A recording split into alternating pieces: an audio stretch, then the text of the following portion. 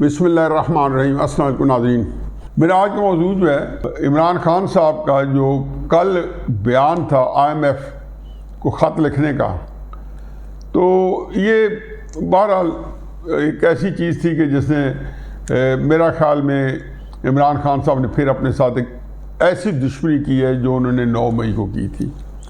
جب 9 مئی کو یہ واقعہ ہوا، عمران خان صاحب 13 مئی کو رہا ہو کے آئے تو انہوں نے بڑے تم تراک سے اور بڑے ایک جو ہے جوش و خروش کے ساتھ جو پہلی پریس کانفرنس کی، تو انہوں نے بڑے جس کو کہنا چاہیے کہ زوم تھا، میں رعونت تو نہیں کہتا ہوں، زوم تھا، جس کے ساتھ کہا کہ اچھا گرفتار آپ لوگ کرو اور میرے بندے جو ہیں وہ احتجاج وزیر اعظم ہاؤس کے باہر کریں۔ آپ لوگوں نے افتار کیا تھا، احتجاج بھی آپ لوگوں کے خلاف ہوگا۔ اور ساتھ ہی انہوں نے ایک اور فکرہ بھی لف کیا، اور وہ فکرہ یہ تھا کہ دوبارہ مجھے تم گرفتار کرو گے اور تمہارے ساتھ دوبارہ یہی ہوگا۔ اب بعد میں آج تک وضاحتیں آ رہی ہیں، پورے تحریک انصاف والے یکسو ہیں اس بات پہ، ہیش ٹیگ کہ یہ تو جی فوج نے خود کرایا تھا، فوج نے خود کرایا تھا یا نہیں کرایا تھا۔ لیکن جب عمران خان صاحب آپ نے 13 مئی کو اسی اونرشپ لے لی تو پھر بات ختم ہو گئی تھی۔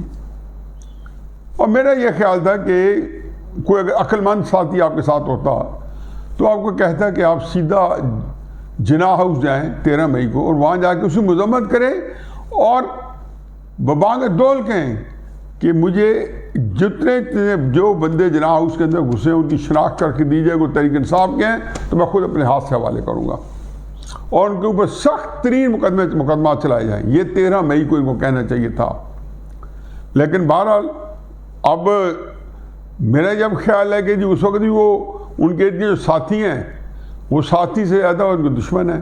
جو بیان انہوں نے کل IMF نے دی ہے کے بارے میں دی ہے، میرا خیال میں یہ ان کے کسی دشمن نے دلایا ہے۔ آپ میری بات آج لکھ لیں کہ عمران خان صاحب چند مہینے بعد اسی بیان کے اوپر نہ صرف تعصب کہیں گے بلکہ کہیں گے کہ مجھے نہیں دینا چاہیے تھا، یا میرا مطلب یہ نہیں تھا، میرا مطلب یہ تھا۔ اب عمران خان صاحب کے معاملے میں انہوں نے یہ سوچ لیا کہ وہ جو کام بھی کریں گے وہ ایک ہیش ٹیگ بن جائے گا، اور ان کا خیال ہے کہ جی میں اس وقت ان لوگوں کو پریشان کر رکھا ہے۔ اینڈ آف دا ڈے کس کے ساتھ کیا بیتتی ہے، اللہ رحم کرے پاکستان کے ساتھ کیا بیتتی ہے۔ لیکن ان کے ایک وتیرہ رہا ہے IMF کے سلسلے میں، دیکھ لیں کہ جب اقتدار سے جانے لگے، جب ان کو پتہ چل گیا کہ ان کے خلاف ووٹ آف نو کانفیڈنس آئی ہے یا ڈونلڈ لو جو ہے وہ یہ بات کرنے والے ہیں، تو انہوں نے فوراً ہی پیٹرول کی قیمتیں گھٹا دی اور IMF کے معاہدے سے ڈیفالٹ کر گئے۔ اب جو لوگ کاروباری ہیں وہ سمجھتے ہیں کہ ڈیفالٹ کا مطلب کیا ہوتا ہے کہ آپ کسی سے قرض لیں ایک مقررہ مدت کے لیے، تو پھر آپ اس کو کچھ گارنٹی دیتے ہیں کہ اگر یہ قرض میں نے نہ دیا تو آپ میری فلاں چیز کرکی کر لیں، میں ڈیفالٹ کر جاؤں گا، جس کا یہ کہتے ہیں پاکستان ابھی ڈیفالٹ کیا۔ انہیں پیٹرول کی قیمتیں جب کہ عالمی منڈی کے اندر وہ آسمان تک پہنچ رہی تھی، انہوں نے کم کر دی اور اقتدار سے رخصت ہو گئے۔ ظاہر نہیں آنے والی حکومت کے لیے گڑھا کھودنے کی کوشش کی۔ یہ ہوئے تم دوست جس کے، اس کا دشمن آسمان کے ہو۔ بنیادی طور پہ ان کا یہ خیال تھا کہ اگر یہ پاکستان میرے استعمال میں نہیں ہے تو کسی کے استعمال میں بھی نہ ہو۔ یہ ایٹیٹیوڈ ہے عمران خان صاحب کا، باقی سیاستدانوں کا بھی شاید ایسے ہی ہو۔ اب عمران خان صاحب جو ہیں انہوں نے اس کے یہاں ختم نہیں کیا۔ IMF کا پروگرام ہے آلموسٹ ہمارا فائنل ہو گیا، اور کوئی تھوڑی بہت شاید کچھ قسط جاری ہو گئی، اور اب ایک قسط جاری ہونے والی تھی، اور بالکل اس کی ساری چیزیں فارمیلٹیز پوری ہو گئی، شرائط ہم نے پوری کر دی۔ پاکستان کے اندر ایک طوفان بدتمیزی تھا، مہنگائی آ گئی، سب کچھ ہوا، ٹیکسز لگے۔ تو شوکت ترین صاحب کی اپنے 2 وزیر خزانہ جو تھے، KP میں بھی تحریک انصاف کی حکومت تھی اور پنجاب میں بھی، ایک طرف میرا خیال میں تیمور جھگڑا تھے اور پنجاب میں ہمارے دوست لغاری صاحب تھے، 12 اس سلیقے کے تھے۔ انہوں نے کہا شوکت ترین صاحب جو آپ کہہ رہے ہیں یہ تو پاکستان کے خلاف جائے گا، پاکستان ملک کو اس کو تک نقصان ہوگا۔ تو شوکت ترین صاحب کیا جواب دیتے ہیں؟ اچھا ہمارا لیڈر جو ہے اس کے ساتھ بدسلوکی ہو رہی ہو، یعنی ابھی عمران خان صاحب جیل میں نہیں گئے لیکن یہ بدسلوکی ہے کہ ان کو اقتدار سے باہر نکالا گیا ہے۔ میں تو بے شمار دفعہ یہ بات کہہ چکا ہوں کہ جو لوگ عمران خان کو اقتدار میں لائے ہیں انہوں نے بلا کر نکالا ہے۔ اب شوکت علیم صاحب فرما رہے ہیں کہ اچھا ہمارے ساتھ یہ سیاسی سلوک کیا جائے، اقتدار سے نکالا جائے، ہم پاکستان کو پھر چلنے دیں، پاکستان کو ڈیفالٹ پہ نہ لے کے جائیں۔ اور اب یہ IMF کا جو ہے یہ اس کی کنٹینیوٹی، اب میں اس کے اندر جو میرا نقطہ ہے، میرا بالکل فرق ہے۔ یہ تو آپ کو یہ چیزیں آپ پڑھ رہے ہوں گے اور یہ صرف کو میں نے خبریں نہیں تھی، جو خبر میں دینا چاہتا ہوں جو آپ دیکھیں گے کہ بالآخر کہ ڈونلڈ لوک کا جو اسد مجید کو جو کچھ کہنا اور IMF کا عمران خان صاحب کو یہ کہنا اور ان بٹوین امریکہ کا بار بار الیکشن کے بیانات آنا اور عمران خان کی طرف سے مضمون لکھنا فائنینشیل ٹائمز میں، عمران خان صاحب کی طرف سے امریکہ کو کہلوانا کہ یہ موقع بھی نرم ہے، یعنی کہ اتنے اچھے تعلقات ہیں کہ وہ نرم ہے، اس کو مزید سخت کرے پاکستان کے خلاف۔ ہم کو غلام ہے؟ Absolutely not. جو اڈے اس نے مانگے نہیں تھے وہ سوال کروا دیا، اچھا اڈے، ایبسولوٹلی ناٹ۔ بھائی ایک چلو تمہارا عمران خان صاحب ان چیزوں سے اگر دال دلیے چل رہا ہے تو چلتا رہے۔ میں صرف یہ کہنا چاہتا ہوں کہ جب عمران خان صاحب کے دور میں 3.5 سال میرا کالم بند رہا، عمران خان صاحب کے اقتدار میں سے علیحدگی کے بعد جب میں نے دوبارہ شروع کیا، میرے خیال میں مئی کے اندر شروع کیا، تو پہلا یا دوسرا کالم میں نے امریکی سازش پہ لکھا۔ تو میں نے اس میں ایک فقرہ لکھا جو سارا کالم کا وہ مقصد تھا کہ عمران خان صاحب میں آپ کے ساتھ متفق ہوں کہ آپ کو امریکہ نے نکالا ہے، لیکن اس شرط پہ کہ اگر آپ یہ میرے ساتھ اس بات میں متفق ہو جائیں کہ نواز شریف کو بھی امریکہ نے نکلوایا ہے۔ یہ تو ہو نہیں سکتا کہ نواز شریف صاحب کو ایک بلیک لا امریکی ڈکشنری کے تحت، ایک کالے قانون کے تحت 22 کروڑ کے منتخب وزیر اعظم کو گھر بھیج دے، 5 ججز، 5 وہ کہتے ہیں نا کہ وہ اب سب کا یہی حال ہے کہ 5 چوہے گھر سے نکلے کرنے چلے شکار، تو آخر میں بیچارہ جو ایک رہ گیا اس کا پتہ نہیں کیا حال۔ تو یہ انہوں نے نواز شریف صاحب کو گھر بھیج دیا تھا۔ تو میں نے کہا اس کے پیچھے بھی امریکی سازش تھی، اور یہ میرا ایک ہمیشہ سے میرا سکا بندہ میری رائے ہے، اور میں خود چونکہ 70s سے اسٹوڈنٹ ایکٹیوسٹ تھا کہ جب بھی آپ حکومت گرائیں گے، اپوزیشن میں ہوں گے، پاکستان کے اندر اثرات پیدا ہوں گے سیاسی عدم استحکام کے، امریکہ آپ کے ساتھ ہو جاتا ہے۔ قوم کو آپ نے یہ سکھایا تھا کہ ہم کو غلام ہے، ہیش ٹیگ چلے، پوسٹر بنے ان کے۔ میں کہتا ہوں کہ اس میڈیا کے اوپر سر کھا گئے تھے، کیا یہ سوشل میڈیا بھی کیا ہے کہ اس کے اوپر تحریک انصاف کے کوئی 200-250 کروڑ بندہ نظر آتا ہے۔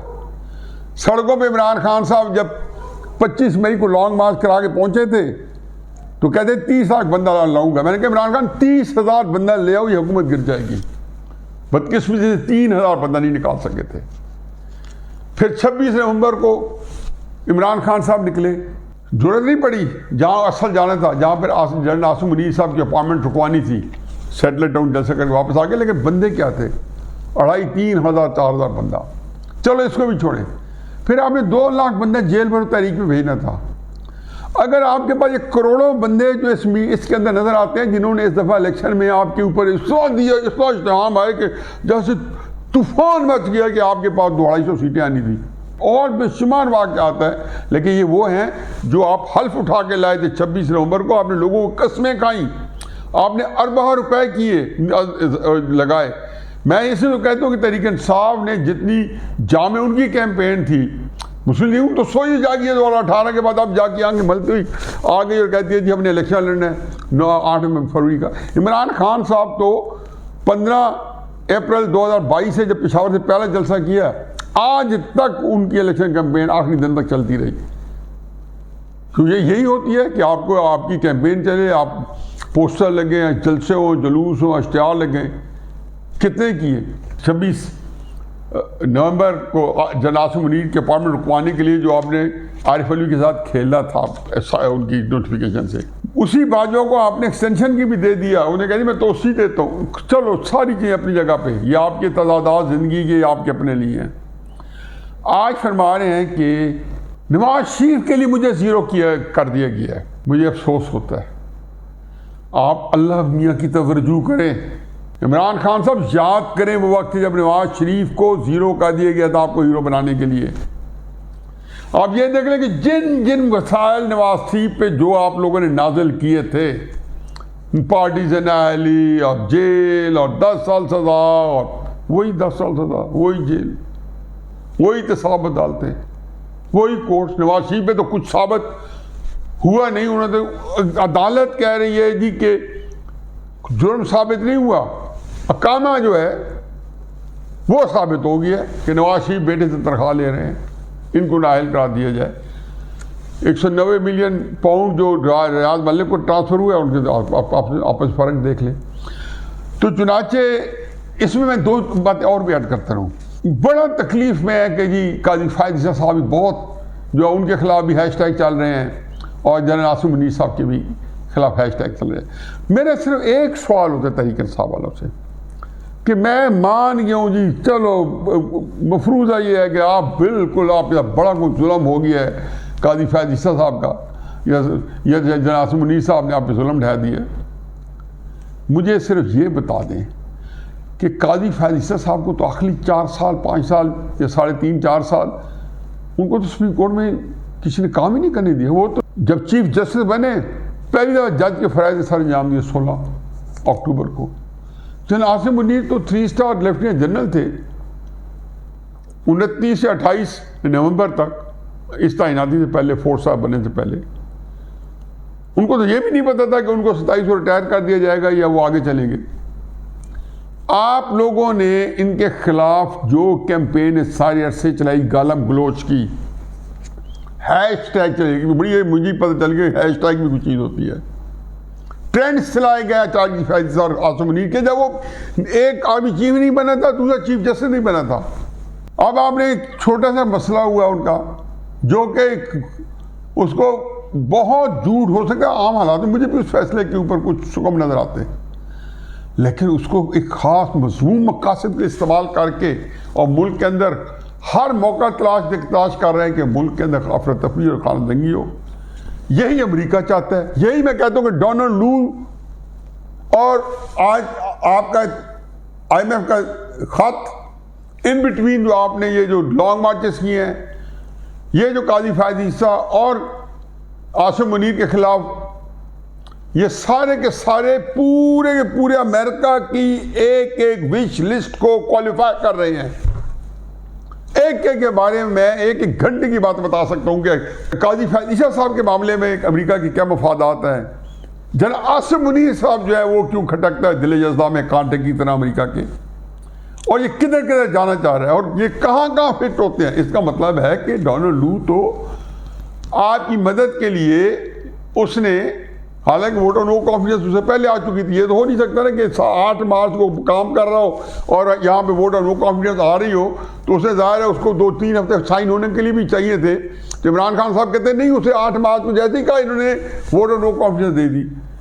تو اس یہ سارے کے سارے اور اپنی ملاقاتیں جو ہو رہی تھیں اس وقت ساری امریکن ایمبیسی سے اور امریکیوں سے، اور اس کے بعد تعلقات کیسے ہیں کہ سارے بیانات کانگریس جدھر دیکھو ہر جگہ جو یہودی ممبر ہے، جو دوسرا میں پارلیمنٹ کے ممبر ہے، وہ سارے عمران خان صاحب کے حق میں جو ہے حق گوئی کر رہے ہیں۔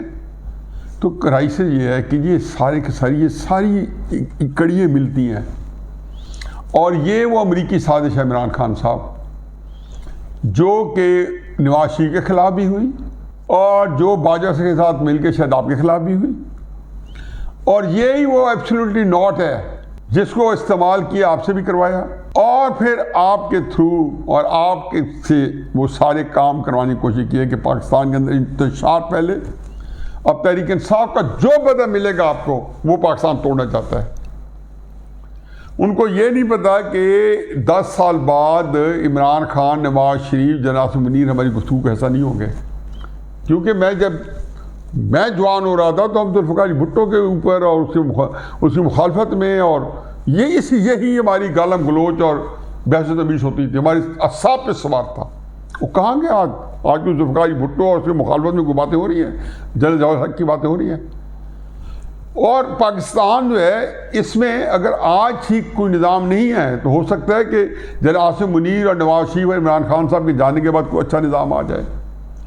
اس کے لیے پاکستان توڑنا کیوں ضروری ہے؟ عمران خان صاحب کی روحانی تسکین کرنے کے لیے پاکستان توڑنا ضروری ہے؟ تحریک انصاف والے جہاں بیٹھتے ہیں کہتے ہیں ملک ٹوٹ جانا چاہیے, انڈیا کی فوج آ جانی چاہیے.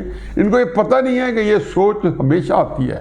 میں تو پہلے بھی کہتا تھا جنرل باجوہ کے وقت میں بھی کہ آپ کی سیاست میں آنے کی وجہ سے نواز شریف صاحب کے چاہنے ماننے والے آپ لوگوں کے ساتھ دل کی گہرائیوں سے نفرت کرتے ہیں. مشرف صاحب کے وقت میں یہ میں نے دیکھا ہے, جنرل ضیاء الحق صاحب کے وقت میں پیپلز پارٹی والوں کو دیکھا ہے, یا ایوب خان کے وقت میں دیکھا ہے. اس میں دو رائے نہیں ہے. یہ کہ اس لیے آ رہی ہے. لیکن پاکستان توڑ دے اس کا مطلب ہے کہ ان کے جانے کے بعد بھی پاکستان ٹوٹا ہوا ہوگا. لیکن ایک میں بتا دوں کہ میں اس لیے کہتا ہوں کہ اللہ کرے کہ عمران خان صاحب جو ہیں ان کو اللہ اپنی حفاظت میں رکھے, محفوظ رہیں, کیونکہ وہ دیکھیں کہ پاکستان اگر بچ کے اور ترقی کرتا ہے تو ان کے بغیر بھی کر سکتا ہے. اور ویسے عمران خان صاحب کو اپنی صلاحیتوں پہ بھی غور کرنا چاہیے. ایک وہ صدر غور کو بنایا ہے نا, جس کو تحریک انصاف والے نہیں جانتے تھے, پتہ چلا کہ وہ ناکام ہو گیا. میں ہمیشہ کہتا ہوں کہ ایک بندہ جو کہ ایک تنظیم تحریک انصاف جب چند درجن لوگوں کی تھی تو بھی نہیں چلا سکا اور آج بھی نہیں چلا سک رہا. آج علی ظفر کو چیئرمین بنا دیا ہے. یہ حالات ہیں اور یہ کہتے ہیں ہم نے ملک چلانا ہے. چند بندوں کو آپ مینج نہیں کر پا رہے. کہاں گئے وہ تحریک انصاف کے اسٹال وارڈ لیڈرز جو 15-16 سال جن کی بقول آپ کی اسٹرگل تھی یا 20 سال کی. تو یہ صورتحال جو ہے کہ یہ حقیقت یہ ہے کہ بہت گہری امریکی سازش ہے. میں بالکل عمران خان صاحب کے ساتھ ایگری کرتا ہوں, لیکن اعلیٰ کار اس وقت جوان بن گئے. عمران خان صاحب جانتے نہ جانتے ہوئے عمران خان بذات خود اب اس لیے تو ان کو امریکہ پہ اتنا تکیہ ہے کہ وہی ان کو الیکشن جو دوبارہ کروائیں گے. IMF جو امریکہ کی ایک ایکسٹینشن ہے جس کے ذریعے وہ ملکوں کو خراب کرتا ہے, اس تک اپروچ کی جا رہی ہے. پاکستان نے بھی اپنی اسلحہ تیز کر دیا ہے, IMF کی شرائط بھی پوری کر لی ہیں. 7 آج اعلان کر دیا ہے کہ گوادر اور ایران سے گیس پائپ لائن جو ہے اس کی کام شروع ہو گیا ہے, اور بس امریکہ کو انفارم کرنا ہے تاکہ وہ اعتراض نہ کرے.